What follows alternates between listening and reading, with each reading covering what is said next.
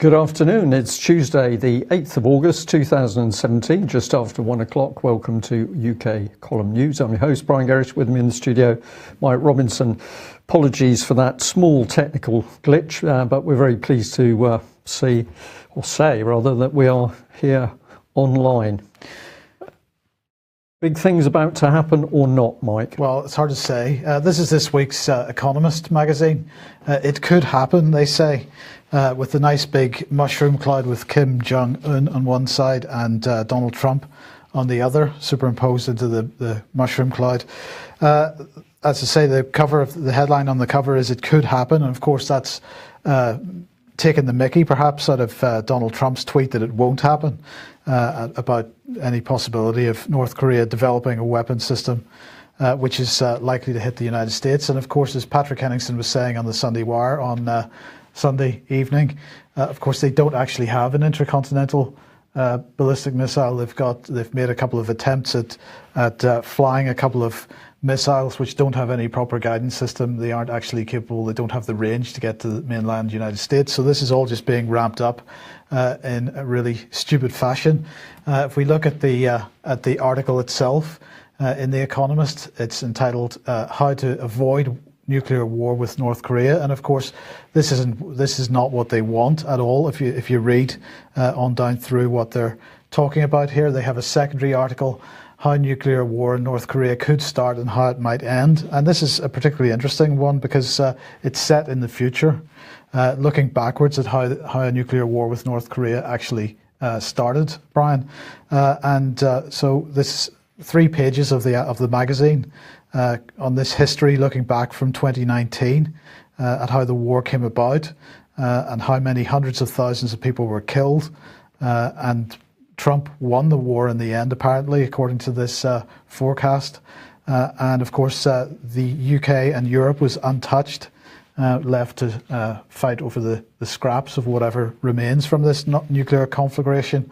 But at the end of this article, then, of course, they give the City of London inspired instructions, because the only way to avoid this, they say, is to ramp up economic sanctions, not only against the North Korean regime, but also against the Chinese companies that trade with it or handle its money. And they also say that that the United States should formally extend its nuclear guarantee to South Korea and Japan. And at the end of the day, this is the message that The Economist is wanting to push out here, that we've got to increase the sanctions regime, because of course that has worked everywhere else it's been applied, Brian. We've now got to apply it not only to North Korea, but to any Chinese companies that would trade with North Korea. And we've also got to ramp up the pressure amongst China and the region in general by extending the nuclear guarantees to South Korea and Japan. That's going to work.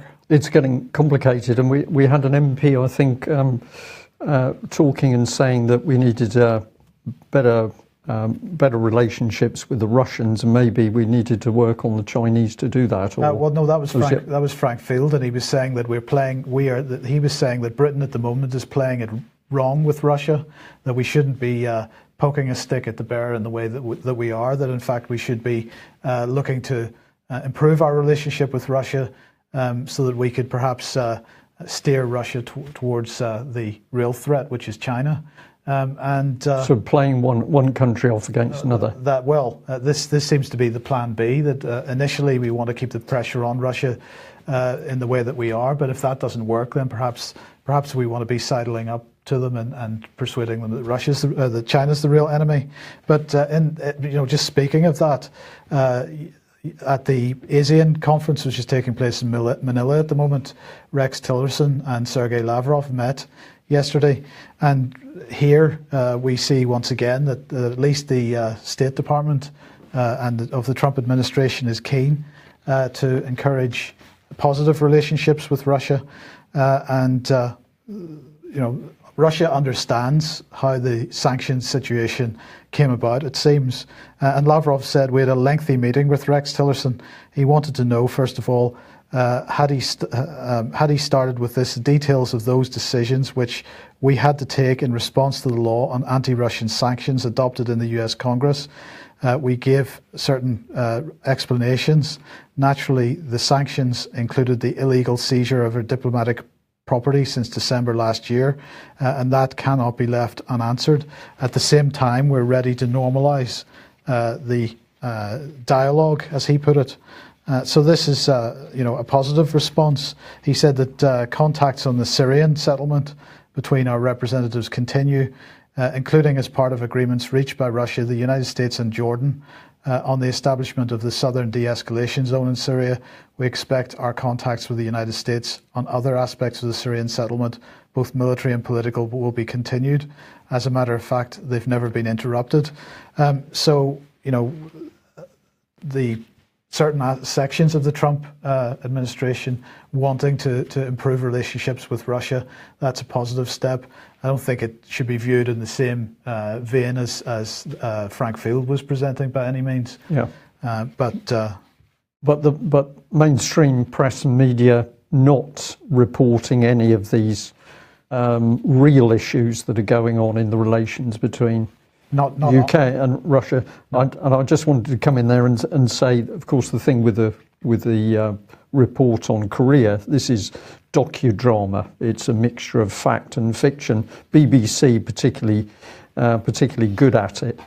And I noticed that somebody in the chat box is suggesting that when they did some sort of common purpose type courses, this is one of the things that was done. You mix in what is reality with fiction, which I think takes people's minds into a very interesting space. Isn't that called fake news? Indeed. Okay, financial news then. So, of course, everything is rosy if you believe the UK or US financial press. But this is Danish, Danish financial press, and they're saying, really, we've got a massive financial collapse on the horizon here. They're saying 10 years after the financial crisis struck, the first ominous cracks, bubbles both in the housing sector and the stock market are to be expected. So experts are seeing the first signs of a new financial crisis is how it's being described. But the key point here really comes from Peter Schiff, managing director of Euro Pacific Bank.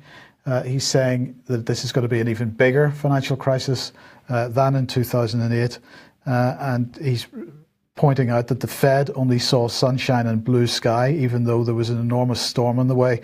Today we have the same situation, but it's bigger. Well, we've been warning about this for quite some time, and it seems to have broken into the mainstream media in one country at least, but there's still we're still facing absolute dishonesty in this country. Yes, but the question nobody's asking is why the banks are put forward as being experts on any of this policy, and why the banks are able to put in enormous pressure behind the scenes in a political sense. Yeah. So I just wanted to, having made that statement, recap on yesterday, where we are pointing out individuals who appear to be very powerful in their positions in government. So we had Danuta Gray, and she is here on the gov.uk website, saying that she's chair of the People Committee, and she's helping to manage the careers of senior military officers and senior civil servants, including managing talent, behaviour and incentives. And of course you picked up there, Mike, that if you're going to manage somebody's behaviour, presumably it's going to be a carrot and stick in there somewhere.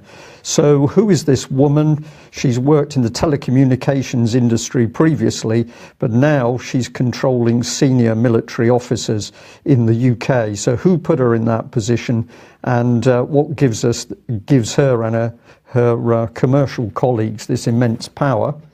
We also flagged up this lady, Catherine Brown, and of course she has got direct links through to the banking sector, because she was Group Strategy Director of Lloyds, and prior to that she'd been Executive Director Human Resources of the Bank of England. She's chair of the Cabinet Office People Committee. So our point is, we think we're being run by elected members of Parliament who are there to do the bidding of their electorate. But in fact, what we are seeing more and more, particularly under Theresa May's government, is the fact that we've got the private sector at work. So we picked up on this headline today, the Telegraph, and it said Sir Lyndon Crosby had been paid $85,000 a day for advising on Theresa May's disastrous 2017 election campaign. The headline's a bit misleading because he wasn't paid, his company was. I think they got a little over $4 million altogether for what was quite rightly described as a disastrous campaign. But if you get into the article, this man pops up, Theresa May's former Chief of Staff, Nick Timothy, and he basically said that, the campaign that had been run was not very good. He'd resigned himself, and he made some other comments, but the article said that he had helped write the Conservative manifesto together with Ben Gummer MP. And I wondered what his background and experience would be to do that. This is the comment. He said, Mr. Timothy, who quit Downing Street the day after the election, accepted that the much criticised Conservative manifesto, which he co-authored with Minister Ben Gummer, and which included highly controversial proposals on the funding of social care, might have been too ambitious. So we've got one very interesting man with Ben Gummer creating the whole of the policy. I was fascinated by that. So let's bring him in on screen. And this is actually his background. So we've got Sheffield University politics straight into the Conservative Party. I'm very surprised at his age. He looks a lot older than the birth date, which is on the internet. So I presume that's correct. But this is the CV here. So he goes straight into the Conservative Party, takes a little break out in the financial sector in the city, as you do, Mike. Yeah. Not a lot of detail about that. Apologies for the additional born 1980. I think we pinned him down. He then returns to work with May's team. He then leaves at a particular point, 2015, to become the director of the New Schools Network. But he comes back in, works on May's leadership campaign, but in 2017 he resigns. So he's a product of university politics, apparently got no experience in any other sector, but he can hop into education or finance as you do. So we had a little look at the New Schools Network. This is part of their leadership team. And what are these people doing? Well, they say they're setting up new privately funded schools for proper free education. And this lady I found particularly interesting because if you have a look at the detail on it, she says that, aside from her keenness in education, she goes off and dresses up as a Viking now and again. So I'm pretty impressed with what's going on here. But this particular lady caught my eye, and if we dig into her, we'll actually see that she's got some very interesting links through to the Conservative Party, because she was head of the Conservative fundraising campaign, and she's also involved with fundraising for the New Schools Network, not surprisingly perhaps, but also the Policy Exchange is mentioned here. So I find it interesting that he's hopped across into a network that seems to have got some pretty deep Conservative links. So where does this take us? Well, if we bring in the Policy Exchange itself, who was behind that? I think we'll recognise this fellow. Francis Maude, who was head of transparency in the Conservative Party. That was a fairly opaque transparency, but that's apparently what he did. He said there was a vacuum in Tory policy. Policy Exchange was set up.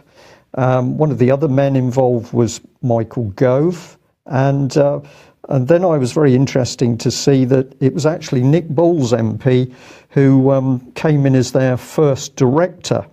And why should we be interested in Mr. Boles?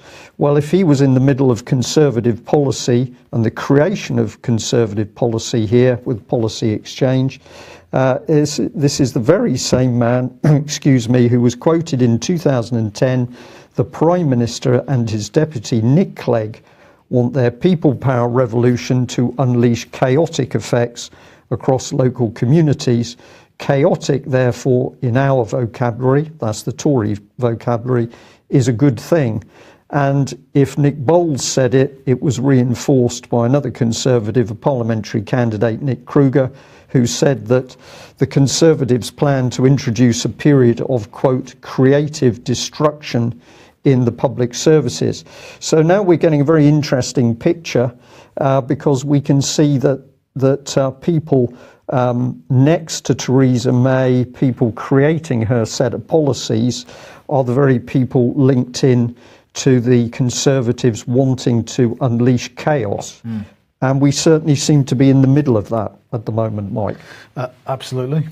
So if anybody would like to check that out in more detail, I think there are a lot more questions to be asked about what Mr. Nick Timothy was actually up to.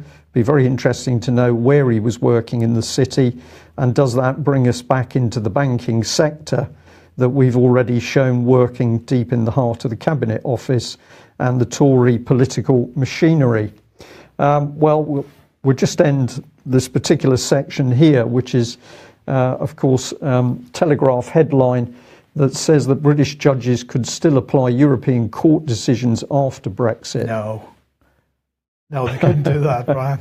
No. So, we've just captioned that Theresa May is leading the Brexit with no exit. And I think this is about right. This is treason at work.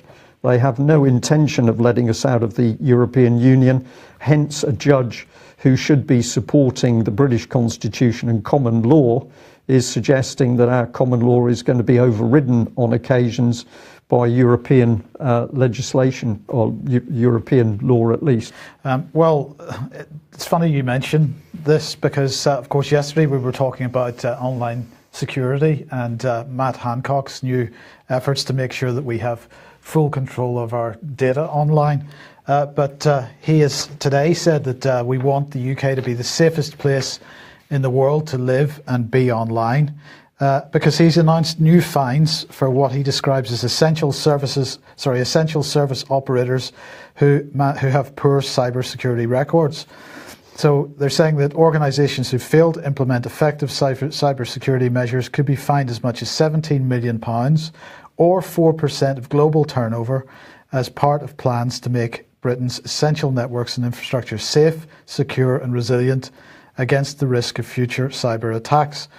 So he's launched a consultation today by the Department of Digital, Culture, Media and Sport, and that's going to help to make sure UK operators in electricity, transport, water, energy, health and digital infrastructure are prepared to deal with the increasing numbers of cyber threats. And it's also going to cover other threats affecting IT, such as power failures, hardware failures and environmental hazards. So he said, as it says on screen there, that we want to make the UK the safest place in the world to live and be online, with our essential services and infrastructure prepared for the increasing risk of cyber attack and more resilient against other threats such as power failures and environmental hazards. And then we come on to it, Brian, because then we discover that this has nothing to do with Matt Hancock having an original thought. This, in fact, is only to do with a European directive. And so this European directive, the Directive on Security of Network and Information Systems, was approved by the European Union in 2016, because of course the European Parliament can only approve directives. They can't actually do anything else with them. And so this consultation is to decide how to implement the Network and Information Systems Directive, and that's going to be implemented from 2018. Well, Brian, I'm sorry, but this directive was, as I say, agreed in 2016 by the EU. No decision on how to implement it has been made so far, and here we are, several months, allegedly, into the process which is supposed to be taking us out of the EU, and Matt Hancock is now beginning a consultation on how to implement an EU directive. So why is he not starting a consultation on, for example, how this subject fits into our negotiations over Brexit? He's not doing that. And I would argue, as I think you might as well, Brian, because there is no Brexit. It's Brexit light. Brexit light you can trust because it's had the exit removed. Okay, it's had the exit, so it's just B then. Yeah, just BR rather. So it's as simple as that. There can be no other explanation, I think. You don't have to spend money and time consulting on implementation of a directive which will no longer apply 1 year after it's due to be implemented if there was such a thing as Brexit. As I say, surely you put all your efforts into the Brexit process itself. So Brexit, a fraud. A complete fraud. Where do we go from there? Good question. North, south, right. Mortality, I think it is. Death. Right, so this is the British Medical Journal, and it's a new report from the Journal of Epidemiology and Community Health by a number of scientists from the University of Manchester and the University of York, and it's looking at mortality trends between 1965 and 2015. And what they're saying is that since 1965, 1.2 million more people have died before the age of 75 in the north of England than in the south. So there's a definite divide between the north and south of England if you take into account differences in population. So they released a few graphs here, and this shows the red line there is northern England and the blue line is southern England, and that's showing the mortality rates for the ages 45 to 54 per 10,000 people. And you can see that there is a definite higher level of mortality in the north than in the south. But it starts to get particularly interesting once you start looking at younger age groups, Brian, because if you look at the 35 to 44 age group, you find that since 1995, not only is mortality higher in the north, but the gap is getting much bigger.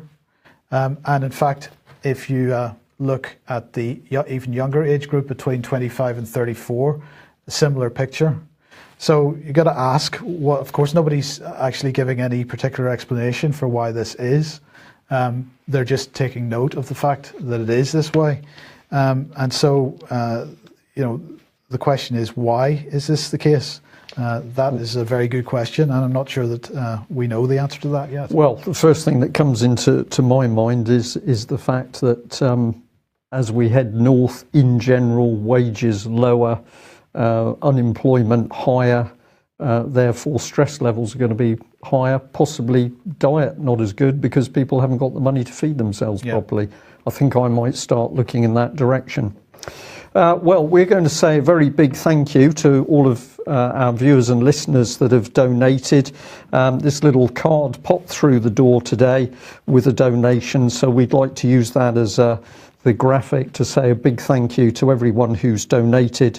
And as we always say, we couldn't do what we do without your help and support. And just a reminder that we are taking a summer break this year, and so there will be no UK column news between the 14th and the 30th of August, and we'll see you back on the 31st. Now, we did mention the BBC earlier. It's good to get a dig into the BBC, but what's interesting is that more and more people seem to be recognising what the BBC is about, Brian, because a couple of little graphics that have appeared have been sent to me. This is one of them. It says, this is what 7 years of Tory growth really looks like. Gas bills up 49%, creche fees up 34%, stamps up 52%, water up 25%, rail fares up 27%, homelessness up 41%, rent up 25%, food up 21%, and debt up to £730 billion. Meanwhile, on BBC Newsnight, it's Venezuela all the way, and another one from the same person, I believe, saying in the 6th richest country in the world, we've got a record spike in crime following unprecedented cuts in police forces. We've got parents subsidising cuts to school budgets. We've got hospitals at breaking point. We've got EU refusing to negotiate with us because we have no plan for Brexit. We've got retirement age increased to 68 and going north pretty quickly. We've got the public sector workers given real world pay cuts. But forget all that. Let's lead with Corbyn and Venezuela. And this is absolutely the case. And of course, what's going on in Venezuela. Venezuela is being rapidly turned into the next Syria. Now, I'm not suggesting it's going to end up in a Syrian-style civil war, but if you look at the way that the Venezuelan situation is being presented right across the BBC, not just on BBC Newsnight, they're using the same types of propaganda techniques to cover the Venezuela story as they did to cover the Syrian story. And it's good to see people calling them out for it. Yep. Well, it's really excellent because this is what needs to happen. It needs to be a great many people exposing, asking the questions and simply withdrawing consent. But let's stay with the BBC. And yesterday I tweeted this out because I was so appalled. It was the BBC running an experiment, using young children for that experiment, on no more gender, no more boys and girls. Can our kids go gender free? So the BBC literally boasting about what it was doing here. I tweeted it out, 48 retweets there. I'm not sure what the count is at the moment, but I could tell by responses that other people were, I think the word is outraged by what was going on here. So I decided to revisit this. We found a range of papers picking up on it, so I think this has hit home in several directions. So the Daily Star, even, no more boys and girls, kids taught how to be gender neutral in classroom tests. Now, these children have come from a primary school on the Isle of Wight. I think many people are disgusted that the staff, the head teacher of a primary school, would give his children to be used in what many have said is a pretty dangerous psychological experiment. But what I was interested in was this man, Dr. Javed Abdul-Monem, who the BBC seems to be pushing forward as a gender expert. And this is one of the quotes from that article from the doctor himself. He said the children didn't like the toilet. What he's getting at here is that they had to all share the same toilets because they were gender neutral toilets. The girls were like, oh, the boys come out with their bits dancing out and they don't wash their hands. And he thinks this is amusing, that we've got young children who already know enough about their identity to want to go to the toilet in private. He's mocking the children and he finds it amusing that very young children, the girls, are coming out with these sorts of comments. So I followed it through. This was the Express. Coming in a bit harder, BBC under fire for using children in social experiment to create gender neutral school. But here's the BBC. The BBC described the show as a bold, engaging and provocative experiment, which is the inspiration of medical doctor Javed Abdul-Monem. So the BBC thinks this is all good stuff. This is good documentary. We've got a professional experimenting on children, and we should all be very pleased that the BBC is prepared to be provocative. So according to the BBC, the doctor aims to remove all differences in the way boys and girls are treated to see if after 6 weeks of gender neutral treatment, he can even out the gaps in their achievement across a range of important psychological measures from self-confidence to spatial awareness. Now, this was one comment from Chris McGovern, chairman of the Campaign for Real Education. This is an organisation been doing some very good work to challenge the new liberalism of the school agenda. And he said there may be a case for legal action against the school and the BBC if any child has suffered psychological harm or distress, either in the short term or the long term. And of course, this is absolutely right, because who is to judge what damage this 6-week experiment is going to do to the minds of these children in the short term, or as he says, in the long term. So who is the doctor? Well, it didn't take me long to find him, but I was a bit surprised that he popped up on Al Jazeera site. And go and visit this for yourselves, have a read. But what they're saying is that this man has done tremendous work with Médecins Sans Frontières. He's been out in Lebanon, working with Syria, all sorts of areas. He's a bit of a celebrity, Mike. What I didn't find in that report is anything saying that he was qualified in psychiatry or clinical psychology to be able to judge the dangers of his own experiments. So here he is, Médecins Sans Frontières. Again, encourage people to go and have a look. It says, working with Médecins Sans Frontières, Doctors Without Borders had long been a dream for young Javid. So he trained as a doctor in UK, but his big mission has been through Médecins Sans Frontières, and he's a bit of a celebrity, including with Al Jazeera. So more details about him in LinkedIn. Encourage you to go and have a look at this as well. He's president of Médecins Sans Frontières at the moment. He's a member of the board of trustees. He's a television presenter, and he's been doing that with Al Jazeera Media Network. He's worked as a doctor in the NHS. He's also been a field doctor with Médecins Sans Frontières. So he's a doctor, he's a celebrity, he works with Al Jazeera, but now he's been let loose on young children to experiment on their minds to see what happens if he messes around with them for 6 weeks. And no evidence in any of that of any psychological or psychiatric specialism? None whatsoever.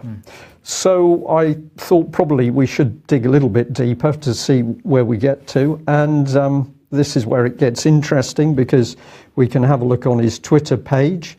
Most of it is about himself. And of course, he's exceptionally pleased to announce that this BBC experiment on the children is coming out. So we've got him here. But on that Twitter page, he's advertising that he is essentially his managers are Vivian Claw. This is an organisation for getting people jobs. And this lady says something quite extraordinary. She says, brain farts and dog pics, sometimes simultaneously, often forgets to use capital letters, work tweets.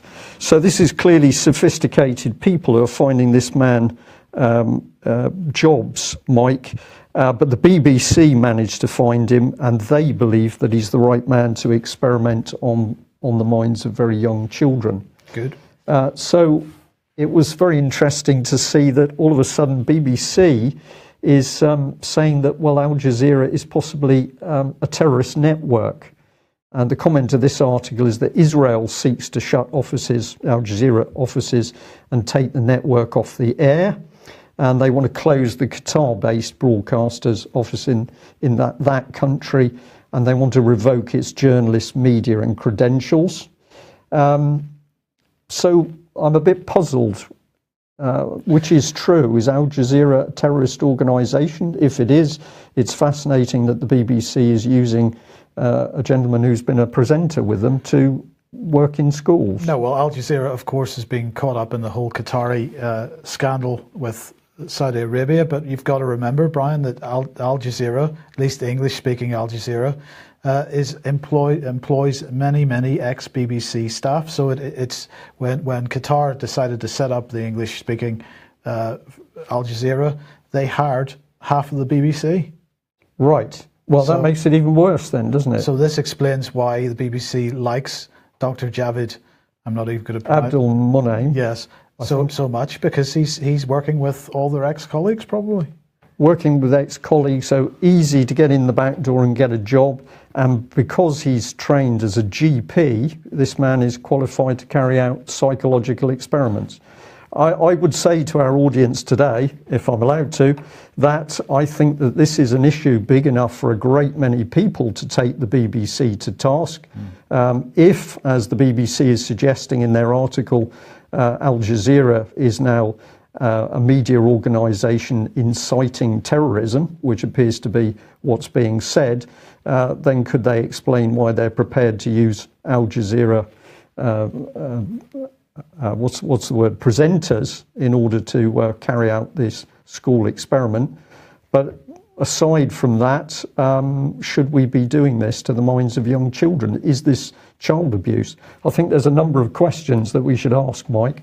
And it would be particularly good if our audience would join us in asking some of those questions. Excuse me.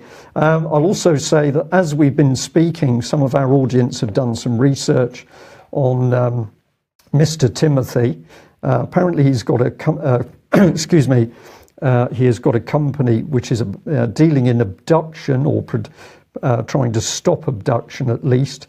And it's being suggested that he worked in the city in insurance, which is always an extremely good area to get into because, of course, insurers work directly alongside the largest of the hedge funds and banks. Okay, we'll leave it there for today. Thank you very much for joining us. We will be back at the same time tomorrow. Bye-bye. Bye.